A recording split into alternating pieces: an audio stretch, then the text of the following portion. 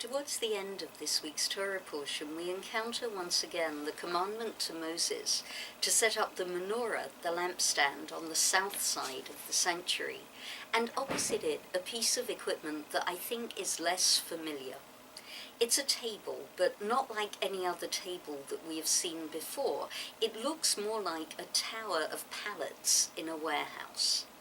It's called the table, HaShulchan, and its purpose is to hold 12 loaves of bread. But these loaves of bread are not like anything that we have ever seen. Some rabbis say that they were triangular, shaped like the hull of a ship, and still others say that they were square with a side missing, a bit like a square bialy, if you want, with the side of it cut off.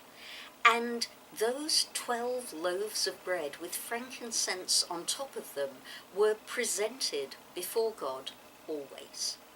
They were changed weekly by the priests on Shabbat, who had a choreographed, careful routine for removing the loaves from the table and putting the others on, so that at no stage was the table ever empty.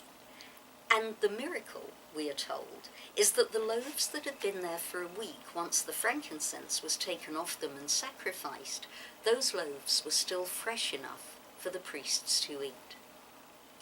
Unusually, in terms of furniture, we have nothing in the synagogue today that represents that table, and that's been the case among our people for probably the best part of a couple of thousand years.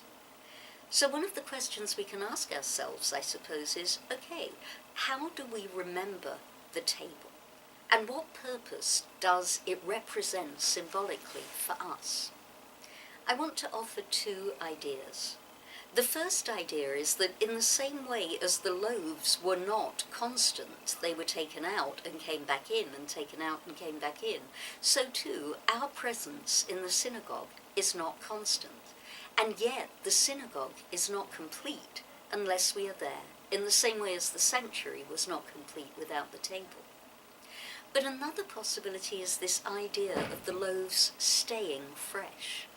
Perhaps we bring the table or the memory of the table into the synagogue and into the service by trying to come to that familiar liturgy fresh every week, so that, like the bread, we never go stale. That was your Torah in 2.